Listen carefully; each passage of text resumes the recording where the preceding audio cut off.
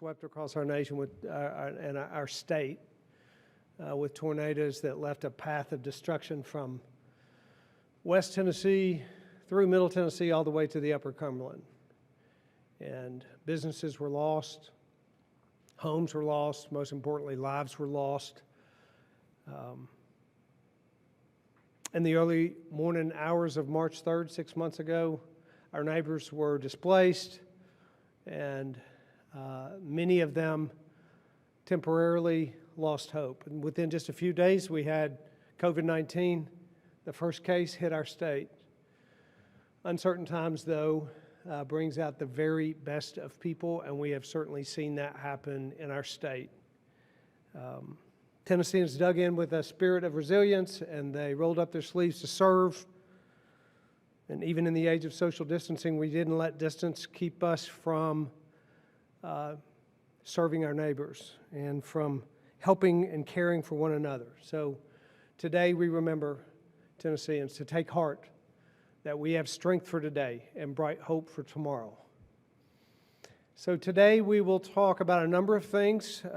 We'll talk about reporting COVID-19 cases in schools. Commissioner Schwinn will give a report about those cases and that data. We'll also give an update on our general health data around COVID-19 and the way we're refreshing that data based on the new information that we have. We know a lot more about this pandemic, so we know that we need to report data in a different way, and so we're refreshing that data. We'll talk about that today. I've also asked Commissioner Barnes to be here today to give an update on our pandemic PEBT program with the goal of making sure that no Tennessee child goes hungry. So first, data in schools. Over the course of August, the vast number of our schools have opened up, many of them in person, with the option of online for parents. And we know that parents need to have a choice in their children's education, whether it's in person or online, but data helps inform that choice. And we know that there's a desire for that data, specifically around COVID-19 cases in individual schools. There have been some significant hurdles for us to overcome in this process. But we believe that we have developed a reporting mechanism that will help inform parents to help them make choices, but it doesn't compromise our obligation to parents and to students and to teachers, that obligation to not compromise privacy around their individual health. We have talked extensively with the U.S. Department of Education to develop this reporting mechanism, and we also, by the way, have worked very well with and worked together with districts across our state to develop this, to provide this level of information for students. It's uncharted territory. Most states are still grappling with this. Very few have come to a resolution, but we think we have developed a tool that will be very important for understanding not only how many cases exist in a school, but how this affects attendance, chronic absenteeism, how it affects the academic outcomes of our students. And so, Commissioner Schwinn, I think at this point, why don't you come up and give a further detailed report about that reporting mechanism?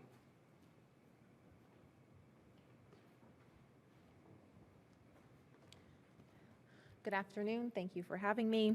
Today, I wanted to provide an update on the department's plans to report additional COVID-19 information at the school and district levels, including numbers of new positive COVID cases. We deeply believe that parents and community members need and deserve to be able to make informed decisions, and the state has worked for weeks to determine a path for providing more information to promote public safety while protecting student privacy. The Department of Education will launch a new dashboard which will display information reported by districts about COVID-19 in their school communities. The dashboard will include the following: district reported information on the number of new positive COVID-19 cases among students for the prior week and the week before, and for staff for the prior week and the week before. Include the primary operating model for schools. Include the number of schools that are conducting in-person, remote, and hybrid instructional models. And at the district level, it will also include whether the district has adopted a critical infrastructure designation for certain workers, and a link to the district's continuous learning plan so that families can know what learning will look like in the case of a remote experience. Users who visit the dashboard will have two ways to access the information. They can access it through a map feature where you can pinpoint the district location or the school location on a map, or they can do it through a drop-down menu feature where you can drill down by our core regions or by the district itself. And as we've discussed with FERPA, protecting personally identifiable information for our youngest Tennesseans is critically important. We've worked closely with our attorneys for the Tennessee Department of Health and the Attorney General's office to determine the approach we can utilize, and the governor has notified the U.S. Department of Education of our plan to provide more information while protecting individual privacy. To ensure those protections exist, schools with fewer than 50 students will not be reported in the dashboard. Schools with fewer than 5 positive student or employee COVID-19 cases will be listed without a specific number. The dashboard will be updated every Friday by local school districts. We anticipate good partnership with our districts to make that data timely and accessible. And as we work through the process, we will address reporting issues and provide support for folks in the field. We've been working incredibly closely with our districts over the last 6 months, and we continue to have those strong partnerships that will allow us to provide the level of transparency and responsibility with data that we have come to expect. And then just in closing, I wanted to say how proud I am of the work that's happening across the state. I had the chance to visit an ASD school as well as Germantown schools yesterday, and what I've seen is the same thing that I've seen in Middle and East Tennessee. Districts are taking every precaution necessary. They are working incredibly hard. Students are engaged in learning and excited to be back in school.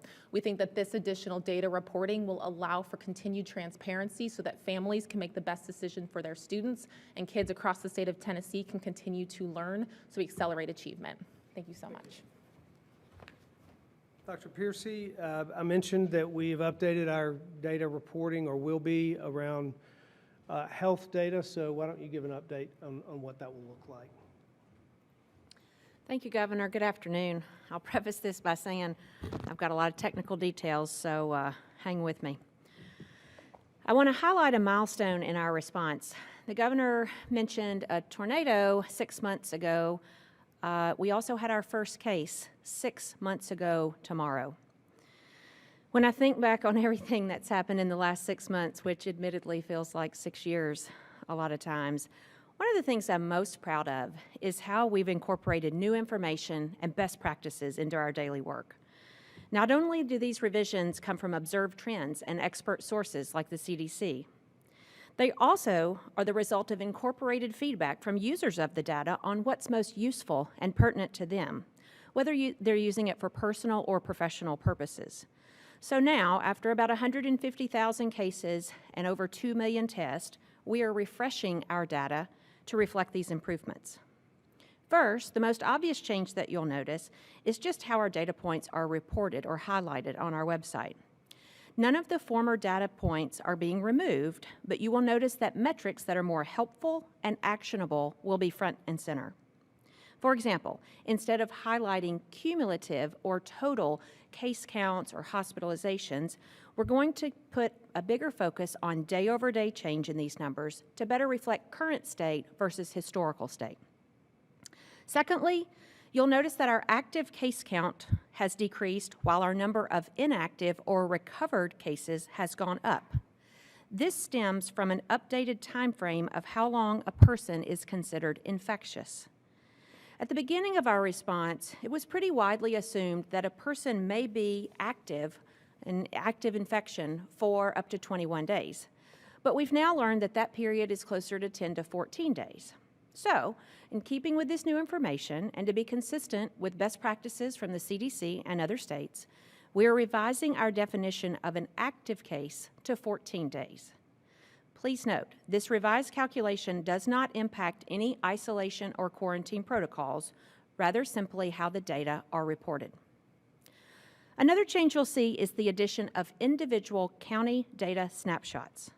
While much of this information has already been available in various spots on our website, this new feature puts several helpful data points all in one spot including individual counties' epidemic curve, cumulative counts for cases, hospitalizations, and deaths, recent versus historical trends, and in-depth data on testing. And speaking of counties, I want to make you aware of another change that is happening today just because we have gone through our regular data auditing process. In that regular auditing process, we have identified a total of around 1,700 cases since the very beginning, which is about 1% or maybe a little less, that had mismatched zip codes and county assignments. The primary driver of this is zip codes that straddle county lines. And so when we went back and looked at those by the address, street address itself, or through contact tracing, we recognized that some of those were put into the wrong county assignment. Again, this is not 1,700 cases from yesterday or this week. This is since the very beginning, and this had no impact on any individual's isolation, quarantine, management, or case investigation. This is just simply to ensure accurate historical information in our documentation. There will be some counties that will have a pretty big jump up or decrease today, and that's just that adjustment. That has nothing to do with active case count. And finally, although it doesn't directly pertain to data reporting, I want to highlight one other change that we're going to start making beginning today. Change in the time to be considered a close contact. For several months, the CDC's definition of a close contact was someone who was within 6 feet of an infected individual for 10 minutes or more. Recently, CDC has transitioned to defining close contact as at least 15 minutes of exposure. Thus, to be consistent with this new standard, beginning today, we will be identifying contacts using the 15-minute exposure metric, which actually may reduce the number of people who have to be in quarantine. We're also beginning to change the dozens, if not hundreds, of references in printed and online documents that reflect this change, so you'll see those updates coming soon. We hope that you find these updated data points to be useful and helpful. And once again, thanks for all you're doing to keep us moving in the right direction. Thank you. Commissioner Barnes, if you would come up, please, and give information on the on our pandemic EBT work as we serve vulnerable families. Thank you, Governor. As many of you all know, we've been talking about PEBT, Pandemic EBT, for some time, and this program is a program that aids families of children who receive free or reduced lunch, or they attend a community-eligible school through the National School Lunch Program. And this program gives them the benefits for each day that school was not open due to the COVID-19 pandemic. One of the things we know for sure is that families really depend on these meals to support them during this time. And we've worked very, very diligently to make sure that we can distribute these benefits to these families. Now, when we talk about PEBT, I want us to think about it in terms of 2 rounds, and that's what I want to share with you all today. The first round is what I've been here before you all before to talk about, and that is the one for the previous school year, 2019 through 2020. Round 2 is for the school year that just started, so 2020 to 2021. Round 1 was originally done through an application process. We also distributed those benefits directly to students and families who were known to us who are current SNAP or TANF recipients. This application process allowed us to make sure that we could distribute those dollars directly to the students and their families to make sure that we had the proper addresses to make sure we didn't have any instances of fraud or abuse of these dollars. Now, we were one of the few states that did do the application process, and we think that we made tremendous progress. I will tell you that through that application process, we were able to serve over 550,000 students, or 500,000 students, and we believe that we made pretty good reach. That's well over half of the students across the state of Tennessee. Unfortunately, there are approximately about 200,000 students that we did not reach, and we don't know if that's because they did not want the benefit or need the benefit, but we decided to devise a plan to get those benefits closer to the student's actual home. And this is a process that I want to be very careful that when we talk about this, we talk about it in terms of this is our plan. We have submitted it to the department, the USDA, and it is pending approval with them right now. So we're still sort of in the beginning phases of this. We do anticipate that we'll get an answer from them soon, but Tennessee is really thinking outside of the box as we try to distribute these benefits closer to those families. With our plan, our hope is that we will get a student who wants a benefit, can send them to the school where they were last enrolled, and the family can then go to that school, pick up the card if they need them. If the student doesn't want the benefit or doesn't need the benefit, the school can then send them back to us and we will destroy them to avoid any of that impropriety of those benefits. I think it's also important to note that for round 2, it's a lot more tricky. So round 2 is August and September. Schools aren't closing for months on end. They are closing for days. They are virtual, they are hybrid, they are delayed, and the federal requirements around this particular round are much more confusing and much more stringent. And again, it's an opportunity. Our plan presented to the USDA, we think, can help us maneuver through some of this.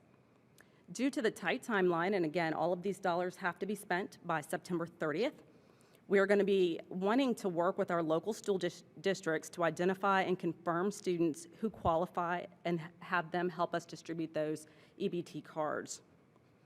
To qualify, I think it's important to note for August and September, a student must attend a virtual school or attend a school that was closed for 5 days or more. And then here's the tricky part. It has to be, and they have to be unable to pick up the meals from their school. Local districts, we hope, will be able to help us identify and verify the students that meet the above qualifications before distributing those cards. And again, families can opt out of this program if they choose, if they don't necessarily need the benefit, and we will destroy those cards as well. I think it's also important to note, and I think you all have all reported on a couple of school districts taking advantage of the department's newest waiver, which came in from FNS this morning, the Food Nutrition Services, a division of the USDA, which allows schools to continue to operate SFSP, Summer Food Service Program. I think that's really tricky to say, but that allows them to continue to provide meals free of charge to students through December 31st. And so that is another opportunity that is available to students to help them during this time. So we are looking forward to feeding our kids. We're looking forward to supporting our families, and thank you, Governor, for allowing the update.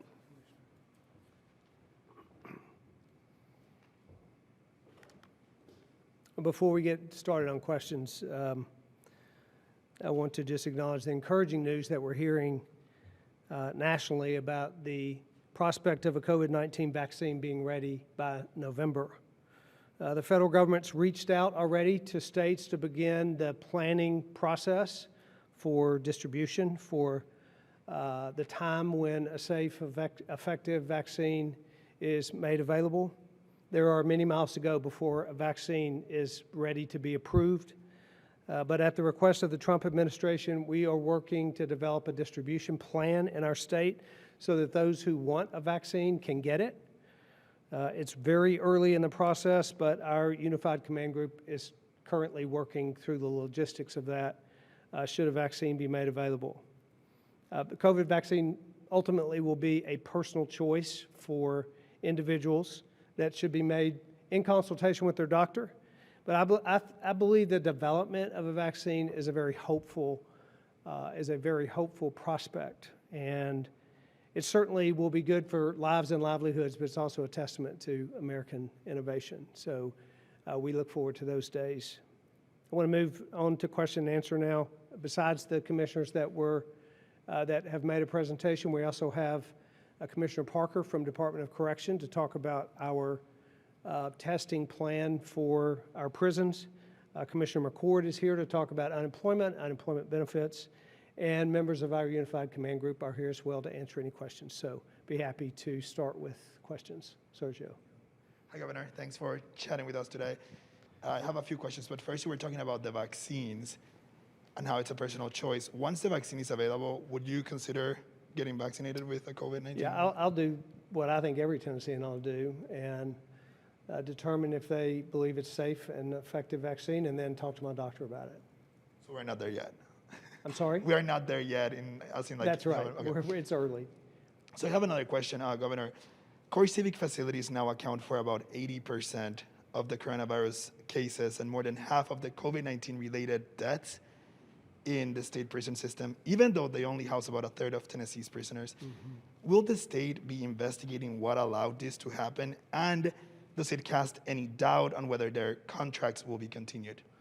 You know, what the state's going to do is we're in the middle of this, and we're certainly going to watch data and determine steps forward. What we're doing right now is developing a protocol for all of our prisons to make sure that we provide testing, that we find cases, that we mitigate spread within prisons. We want to make sure that our approach to finding and mitigating spread occurs in prisons as well as outside in the general population, and we'll do that through our private providers, through the prisons that we operate ourselves, and then we will watch data as it unfolds. Do you have any concerns specifically about the core civic facilities? Well, I think my concern is just that we whether it's a core civic facility or the state facility, that we approach this in a way that's going to best mitigate spread, and we'll do that regardless of whether it's a core civic or a state-run prison. And then, like I said, we'll look at data as it develops. My last question to you, Governor.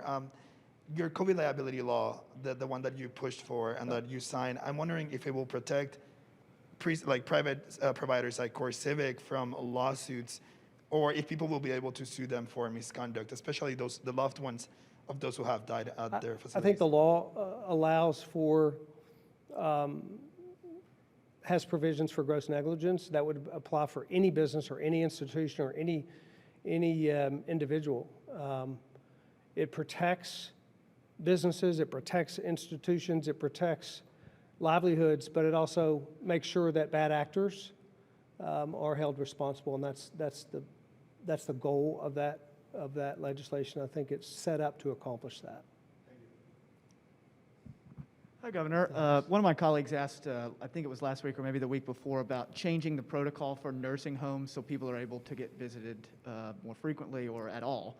You said you were working on that. Do you have any update that you could provide on that Yeah, today? Dr. Piercy, you want to make a comment on that? We are, so there's two components, and I said it that day. CMS actually determines the vast majority of COVID-19 protocol. They require certain thresholds to be met. We have a component of that that's our requirement as well. That's the part we're working on, but we're waiting for CMS guidance. What we don't want to do is create a change and then a week later create another change. If we can avoid that in any instance, at the same time, like we said, it's really important that we understand the struggle that those in isolation and nursing homes have, and that's why we're pushing for this change. But can you add to that? Yeah, the governor's exactly right. We're feeling the clock tick too, because these folks have been isolated and are missing out on time with their loved ones. So we're motivated to get it done quickly. I had a call on the evening of August 17th with Administrator Verma from CMS, and she mentioned that two things were coming out in, quote, a matter of days. One was CMS's revision of staff testing, and that has already come out. And the other one was CMS's update on their restrictions as it pertains to visitation. So that was 3 weeks ago, and one of those changes has already come out. I expect the other one to be imminent. As the governor described, we're in this bit of a no man's land where we don't want to put something out there that we're going to have to go back and change a week or two later if CMS comes out.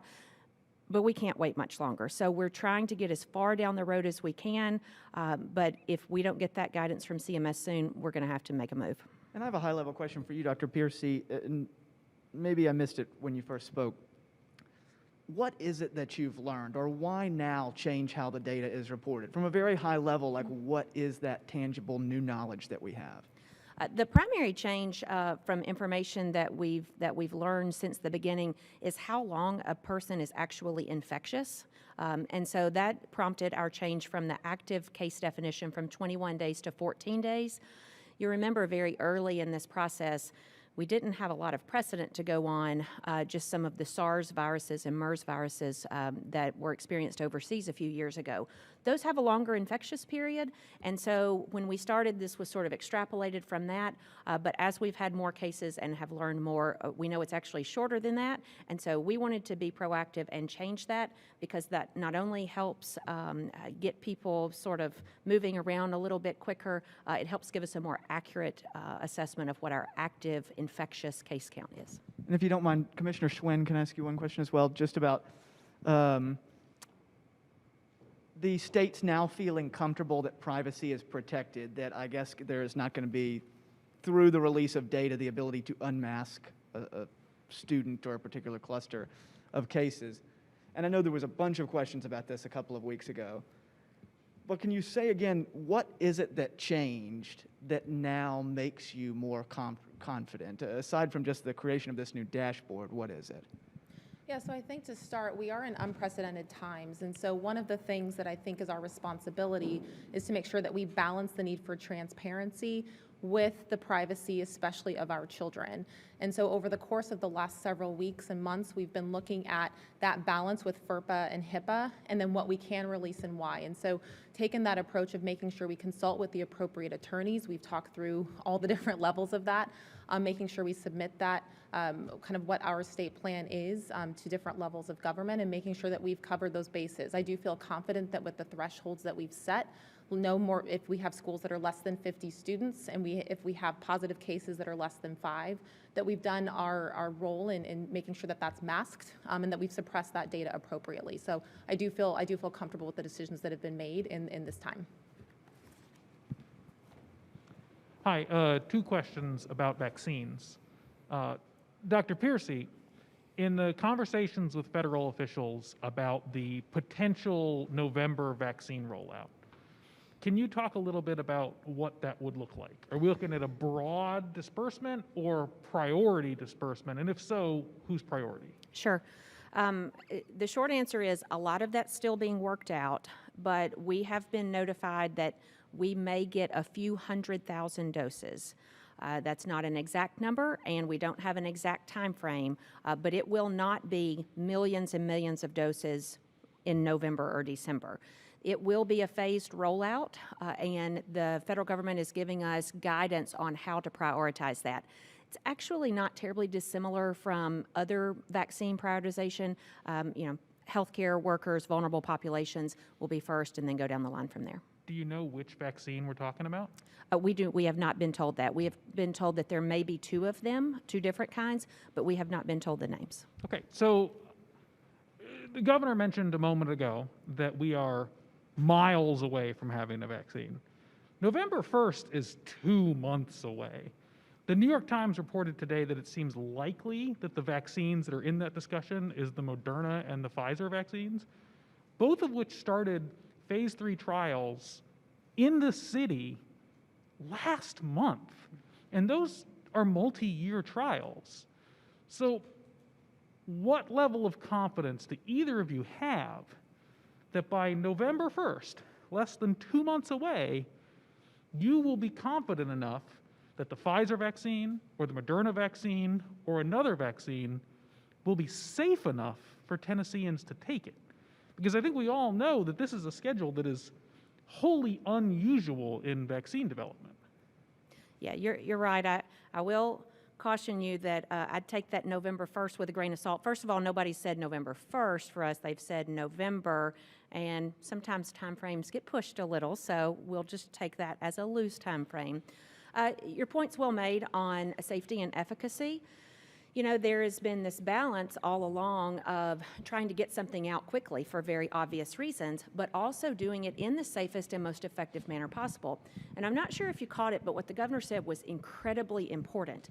Everyone's personal decision when it comes to vaccines should be a full assessment of their belief of safety and efficacy of that. And we're going to help provide counsel on that, but that is a personal decision that people and their doctors need to make for themselves.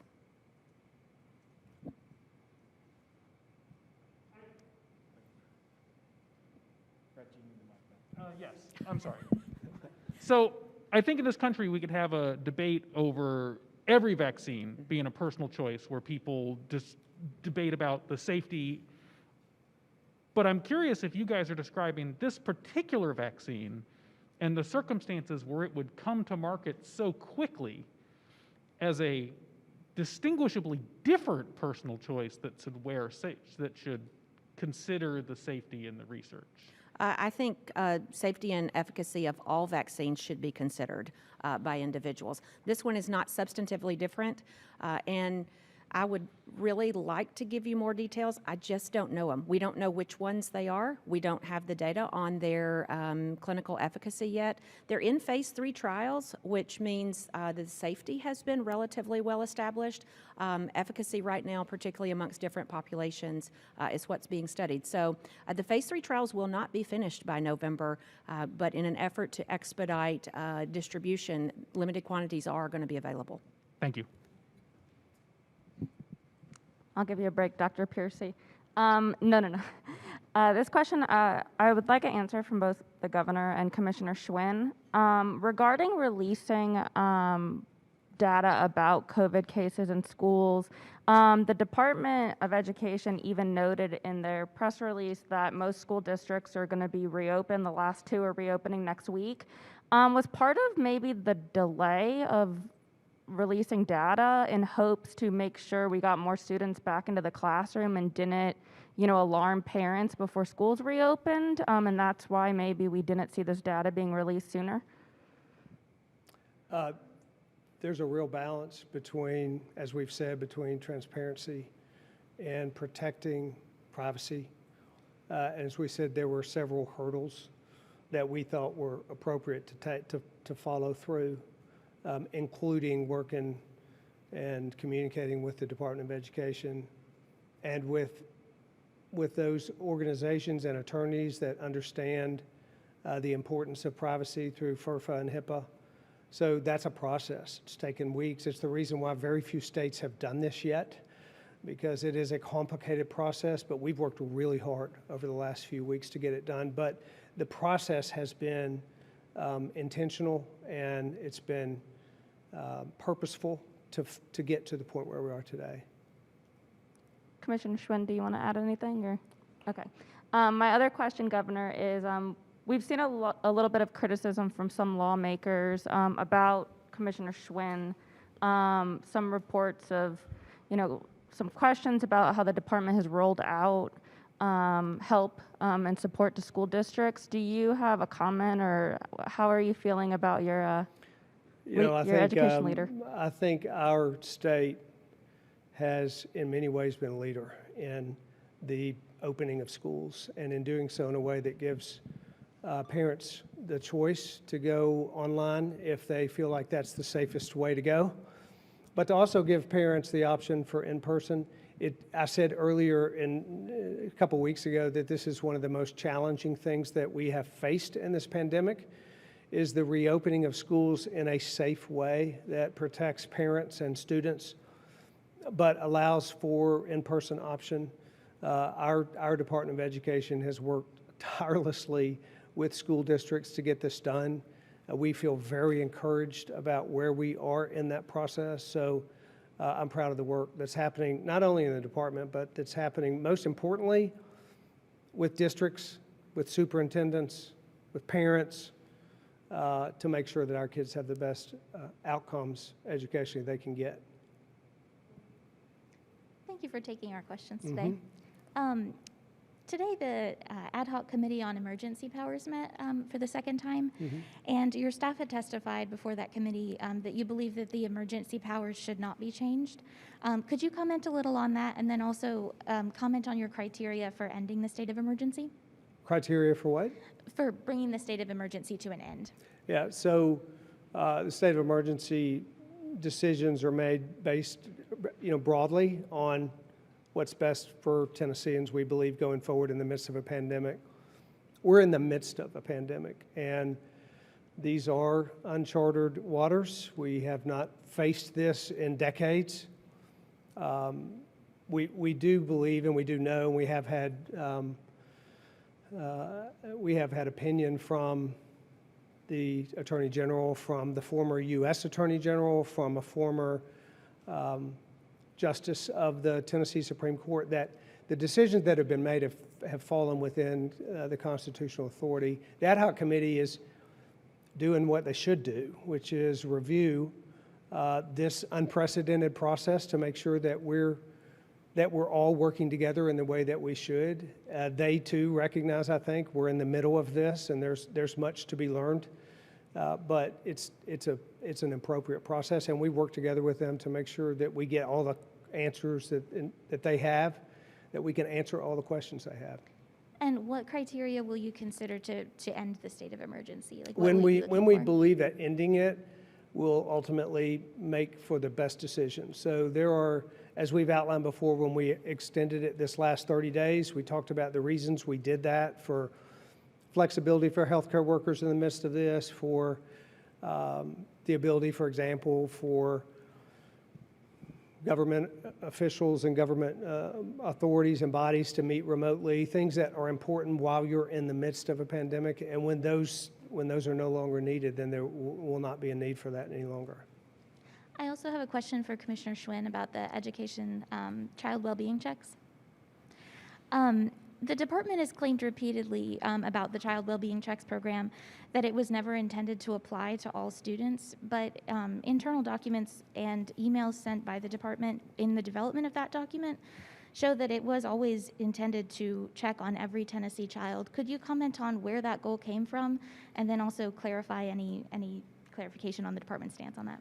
Sure. So to be clear, it's a toolkit document. It's not a program. The intent is that we have vulnerable students across the state who have not been in school for 6 months. Schools, as you well know, are places where many of our students receive breakfast, lunch, and sometimes supper, mental health services, and other supports. The goal is to make sure, as a school community, that we provide students with a high-quality academic education. That is and will be the priority of the Department of Education. This toolkit, like the 40-something that came before it, was intended to give districts a guide, a toolkit to be able to make local decisions about what makes the most sense for their students. And that will, like everything else, remain a local decision. So were all children not always intended to be part of that process, or was the document incorrect in stating that? Just to be clear, there's no process. It's a toolkit. So all of our toolkits have been optional. We've put out things around nutrition, transportation, academics, every little thing that a school district or a school might possibly face in their regular programming at the local level. So certainly when that toolkit was produced, and again, that has been taken down, that was intended to be looked at the local level for optional use, and locals make the best decision for their schools, just like parents make the best decision for their children. And do you know when a revised version of the document will be released? There's no timeline on that.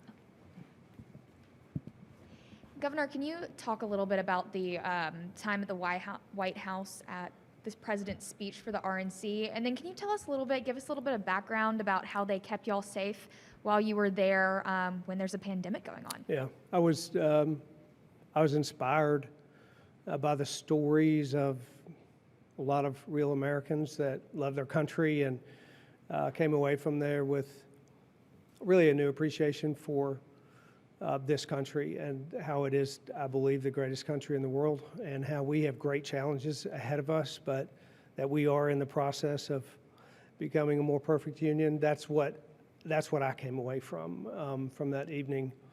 And so regarding safety, you know, Maria and I wore a mask into the event, and we wore a mask out of the event whenever we felt like we were in a place that was not safe for us from an exposure to COVID.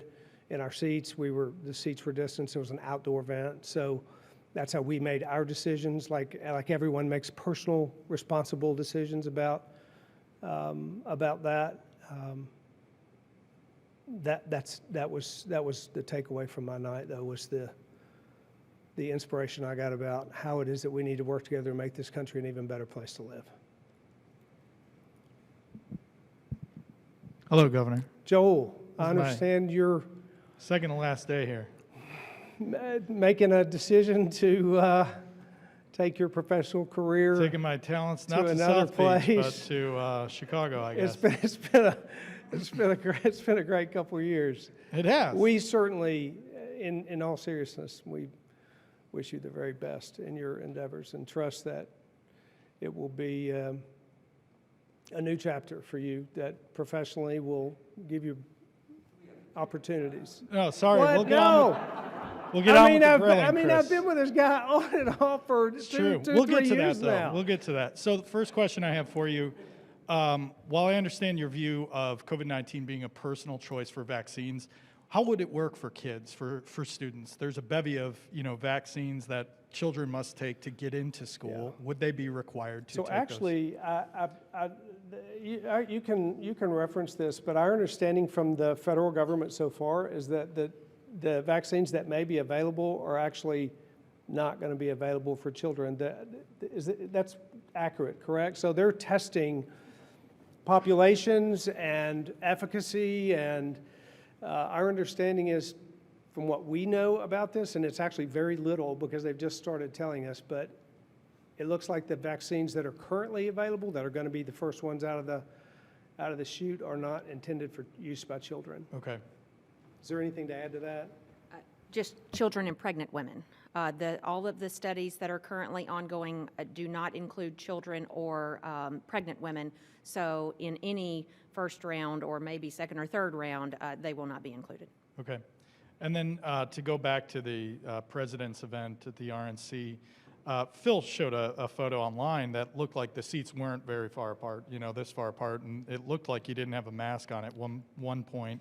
Why were you comfortable, I guess, going to this given this pandemic? Yeah. And I think a couple of weeks ago you said you didn't have any plans to go to the RNC when I asked you about it. And then I got an invitation from the president, and I took that invitation and was, like I said, inspired to be there. And again, once we were in our seats, we felt safe. The seats were distanced, and it was outdoors, and there was a breeze, and that's why we felt safe. Have you been tested since you attended? I have, actually. And I assume everything's on the up and up? It's personal information, but I don't think I'd be standing here if it were not otherwise. On the issue of transparency related to the latest announcement about school data, overall, your administration has at times struggled with this issue of transparency. There's been, a couple of times on COVID-19 data releasing, multiple times your administration has referenced deliberative process and executive privilege. At the same time, you've moved forward on you haven't moved forward on a promise review of public records requests, exemptions. So why is it at times appearing that your administration the instinct is to clamp down on releasing information and not the other way around? Yeah, so the way I have for my entire life through business and even in this job, for me, you assimilate the information that you have and you make a decision based on that information. And even if you want to go beyond that, you push. But you make a decision, then you take another step and you build upon that decision, make a stronger decision. It's why you might move to a stronger place. And then you make another decision because you know more, you get more information with regard to school. You talked about COVID data, you get more information from FERPA, HIPAA, Department of Education. You watch and talk to other states about what they're doing. These are decisions that no one's made before, particular to this virus. So that's the way I have tried to operate throughout the pandemic. As you've seen things change, we've watched this pandemic change, and you've seen my decisions change. My hope and belief is that they strengthen. For example, with this one, I said weeks ago that we want to provide as much transparency as possible, but we want to do so in a way that overcomes the hurdles one step at a time, and that's where we are today. And the last question I have for you, you alluded to. Is this the very last question you'll ever ask me? You announced your candidacy with me in my paper with Joey Garrison. What do you want to share today about 2022? Do you want to share with my friends here? Are you running for re-election? Oh, I love this job. It's been a big challenge, but I love serving Tennesseans, and I intend to do that as long as they'll let me. Is that a yes? That's a yes. Okay. There you go. Governor, a question just to follow up on the RNC. Mm-hmm. You were seated, it looked like certainly less than 6 feet apart. You were not wearing a mask. And yet you have suggested that Tennesseans not attend large gatherings. You have an executive order that says high school football fans must follow TSSAA rules, which require masks outdoors. Why should people do what you say rather than what you did? Yeah, I think that what I did was look at the situation we were in and make a decision based on whether or not those seats were distanced, the wind was blowing us outdoors. I have that decision to make, every one of us do. I've said all along, this is a personal responsibility Tennesseans should take. And yes, people should wear masks where they believe that they can't, be appropriately safe with regard to close contact. So that's the decision we made that night, and I think it was the right one for me and for Maria. Given that stance, why should Tennesseans heed your admonitions to, practice social distancing and wear masks? Yeah, because that's the best way to mitigate the spread of the virus. And Tennesseans should take personal responsibility for that and make those decisions on their own. But they should do so in a way that understands that by doing those things, they'll protect themselves and their neighbors. And then a quick question about the prisons, because we had almost this identical conversation back in April when you talked about having a plan to mitigate the spread of COVID-19 in the prisons. Will you admit that there has been a serious breakdown in what you had promised, and do you know what that breakdown was? Yeah, we actually mass tested our prisons when we first, and we're one of the first states to do so. We've had a continuous protocol for testing in prisons, and we recently had an outbreak that was significant that you know of from this week, which prompted us to actually increase our strategy for testing. That's a very difficult population in which to mitigate the spread because of the congregate living. But I feel like we haven't wavered from our commitment to those that are incarcerated and to our commitment to making sure that we pursue cases as we find them. And then when we believe there may be even greater spread in a facility, that's the protocol that we're using to find it. Just quickly, why were you not able to prevent this outbreak given those protocols? I think outbreaks travel quickly through prisons, and when we find them, we pursue them. As you know, across the country, there have been enormous outbreaks in prisons. It's a real challenge because of the congregate living and the rapidity with which the rapid nature with which the virus spreads in prisons. So I feel good about our process. It's very unfortunate what happens in prison settings, but we're doing what we can to mitigate that. Well, Governor, I too wish Joel well, if I can take personal time here, but well, not today. You can have extra time if you want to say nice things about Joel. This is a question for Commissioner Piercy, and this is about the vaccines. And my question is this not a really daunting task and potentially giving people false hope about something? And all of a sudden you get a phone call one day from the feds and they say, get ready for this? I mean, how do you characterize this? To be clear, and can you get ready? To be clear, it is both daunting, yes, and we didn't get just a random call the other day saying, oh, hey, by the way, you need to start working on this. This is something that we've been planning for. We've got more details recently. But I'll point you back to, this is not dissimilar to when we do mass vaccinations for influenza or other events. Yeah, but those are very proven methods and techniques that took years to research and test. This is something that we can't even say which vaccine we might be looking at. Yeah, I was answering your question from a logistical standpoint. That second part of your question conflates safety and efficacy with logistics. I'm talking about the logistics of just distribution. There's a lot we don't know yet, and there's interest. There's an enormous amount of interest, and we're learning as fast as we can, but it's going to be a while before we have all of the answers. Fair enough, and I also have a question for Commissioner McCord in unemployment. And this will be about the FEMA money. And there have been calls I'm sure you have gotten, and I'm sure that all the news and media outlets have gotten about that money and how many people are getting it and how many people are still going to get some of that? Do you have those kind of figures? Yes, so I think we have distributed the first round, the first week of money.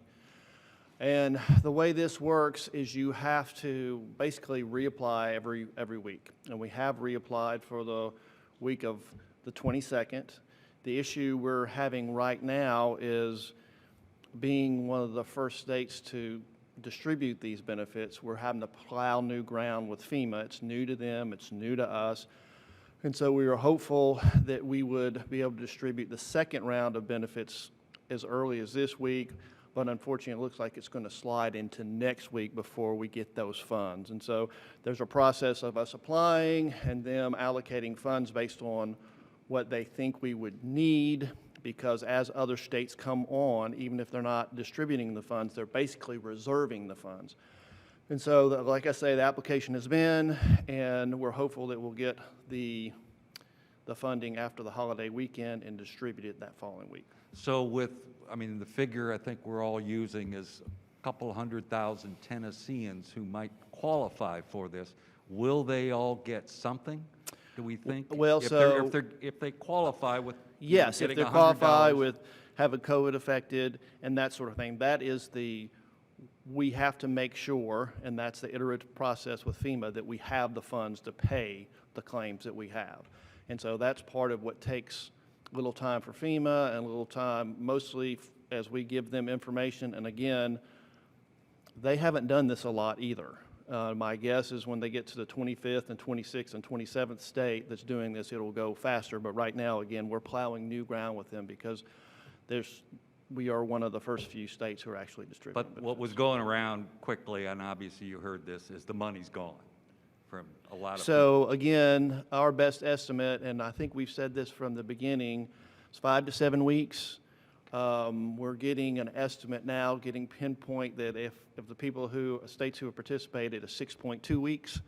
And so, that's between 5 and 7 weeks. But no, again, I would caution that we're looking mid-September, September to where those weeks, because we've already distributed 3 weeks. And so it looks like the most we'll have, unless something happens at the congressional level, is another 3 weeks of the FEMA funding. Thank you for clarifying. Thank you. Governor, that's the time we have today. Thank you all. Appreciate your being here and reporting out the information that Tennesseans need to know. We'll see you again soon.